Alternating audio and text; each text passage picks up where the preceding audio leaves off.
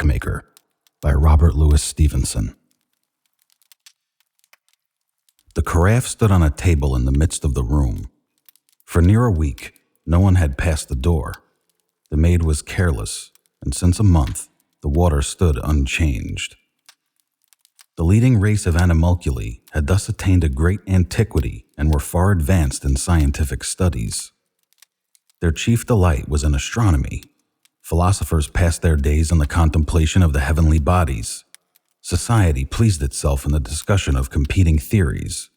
2 windows, one looking to the east, one to the south, gave them 2 solar years of different length, the second mingling with the first succeeding again to the second after an interval of darkness.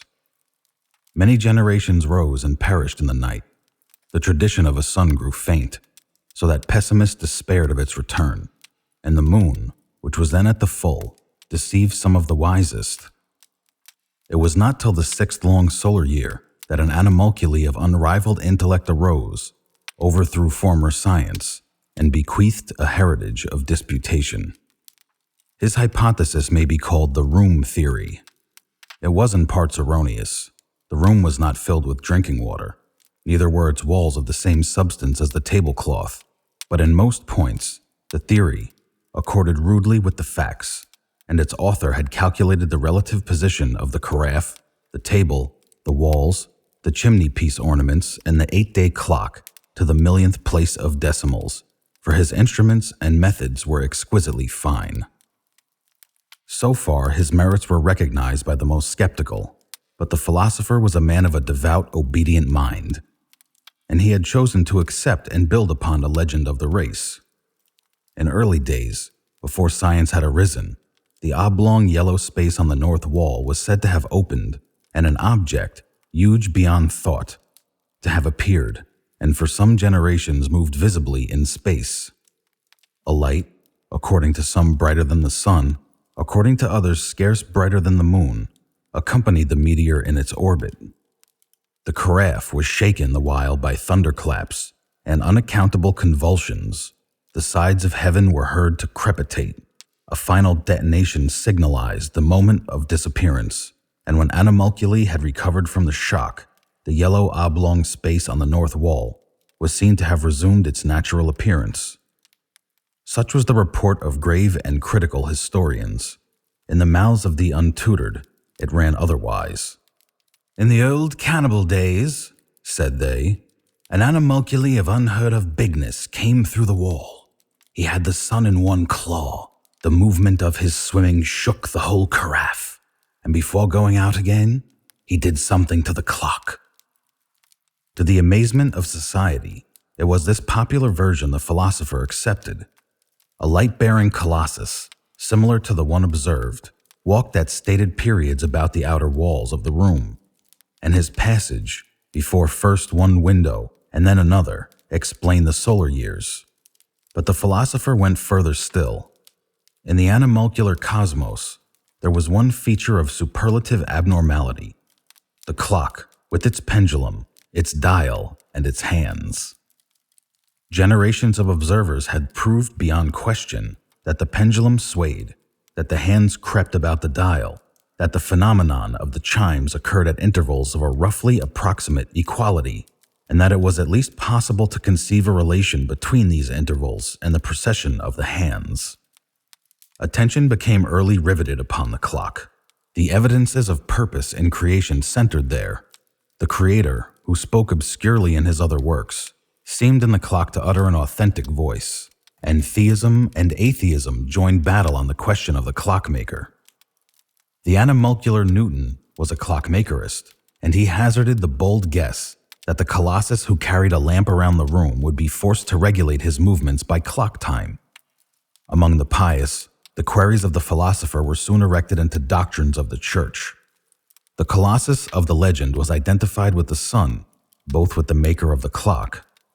The cultus of the clockmaker succeeded in the place of earlier religions, water worship, ancestor worship, and the barbarous adoration of the chimney piece. To him all virtues were attributed, and all becoming animalcular behavior was massed under the rubric of clockmakerly behavior.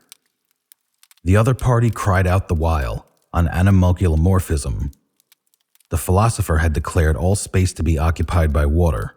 Nothing was less proved, nothing less provable. Beyond the inner skin of the bottle, water ceased. And if so, where was your clockmaker?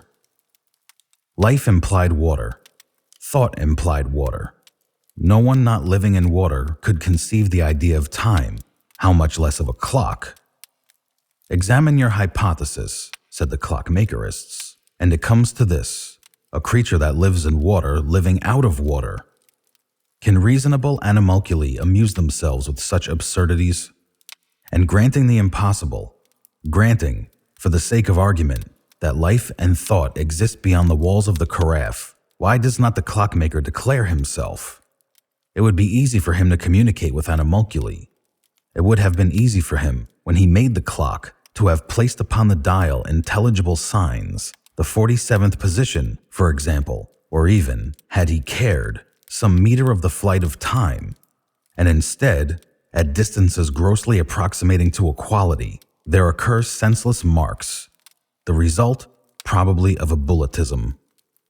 If, then, a clockmaker exists, he must be figured as a frivolous and malignant wretch who fashioned the caraffe, the table, and the room, with a single view to gloat on the miseries of animalculae. Such opinions found a more violent expression in the mouths of contemporary poets. The infamous Ode to a Clockmaker, which shook society, began somewhat thus: Huge are your sins, huge as a whole caraffe. Clockmaker, I defy you. Your cruelty is greater than a vase upon the chimney-piece, and round as the face of the clock. You are strong, you boast yourself. You are cunning and contrive timepieces. Vain are your strength and cunning. Let but one right-minded animalculae look you in the face. You are confounded in the midst of your instruments. You grow pale and conceal yourself in back shop. It was felt universally that the poet had advanced too far. Did a clockmaker exist? It was not to be supposed he could suffer these expressions to pass unpunished. It was to be feared the whole caraffe might be involved in his revenge. The poet, after a trial in which he gloried in his horrid sentiments, was condemned and publicly destroyed, and this act of rigor checked for some generations the spirit of free thought. The dawn of the 7th double solar year was anxiously expected. As the moment approached, every telescope in the bottle was directed on the eastern window or the clock, and after the event had taken place, and while the calculations were being prepared, crowds waited at the doors of astronomers, some in prayer, some irreverently betting on the result. It was inconclusive. The clock and the sun were in no precise accordance. It was impossible for the most ardent of the faithful to cry victory. But the discrepancy was small, and the most solid of the free thinkers was conscious of a private doubt. In the clockmaker displayed in all his works, the clockmaker vindicated, and true clockmakerly science displayed and justified, the pious sought to gloss over their disappointment. In works of a different complexion, free thinkers magnified their victory. As the hours passed, and generation succeeded to generation, faith was perceived to have been shaken. The belief in a clockmaker steadily declined, and soon the clock itself, with its falling movements and irregular regularity, became a theme for jesters. In the midst of this, the oblong yellow space in the north wall was seen to open, and the clockmaker entered and proceeded to wind up the clock. The revulsion was complete. Animalcules of every age and station crowded to the seats of worship. The caraffe rang with psalms, and there was no sentient creature from one side of the bottle to the other who would not have sacrificed all that he possessed to do the clockmaker a service. By the time he had done winding the clockmaker spied the caraffe, and, being thirsty after last night's beer, drained it to the dregs. For 3 weeks after, he lay sick in bed, and the doctor who attended him had the water supply of that part of town completely overhauled.